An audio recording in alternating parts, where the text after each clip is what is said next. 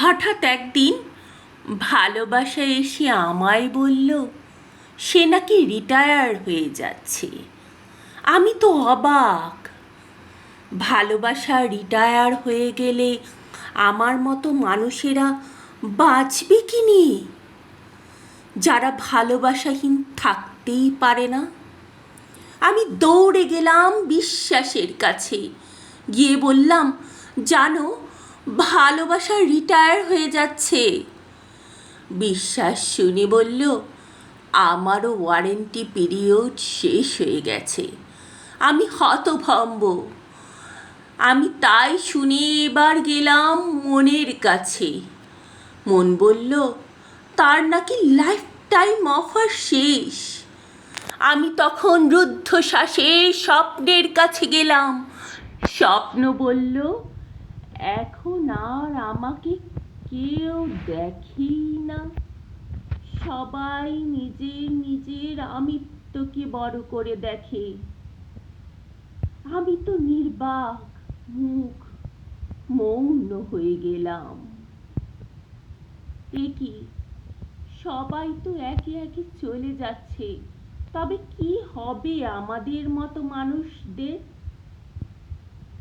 মাছ যেমন জল ছাড়া বাঁচতে পারে না, তেমন ভালোবাসাহীন আমাদের মতো মানুষেরা কিভাবে থাকবে? এই ভেবে হতাশ হয়ে মাথা নিচু করে রাস্তা দিয়ে হাঁটছিলাম।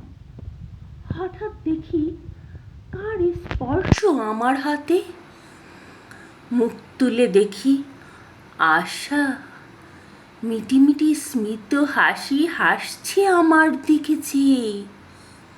হেসে আশা বলছে, যতক্ষণ আমি আছি তোমার সাথে, তোমার কোনো চিন্তা নেই। আমি বললাম, জানো আশা, ভালোবাসা, বিশ্বাস, স্বপ্ন, মন সবাই একে একে হারিয়ে যাচ্ছে, দূরে সরে যাচ্ছে। তখন সপ্রতিভ ভঙ্গিতে আশা বলল, আমি থাকলে সব হবে। তোমার মধ্যে আমাকে গভীরভাবে গেঁথে নাও, দেখবে ভালোবাসা, বিশ্বাস, স্বপ্ন, মন সব একে একে তোমার কাছে ফিরে আসবে। তুমি শুধু আমাকে ছেড়ো না। আমি তখন আনন্দে আপ্লুত হয়ে আশাকে দৃঢ়ভাবে নিজের বুকে টেনে নিলাম আর বললাম, আশা, যে কোনো পরিস্থিতিতে, যে কোনো মানসিকতায় থাকি না কেন, তোমাকে ছাড়ব না। আশা তখন আমার হাত শক্ত করে ধরে চলতে থাকলো, আর আমিও আশাকে নিয়ে সামনের দিকে এগিয়ে চললাম।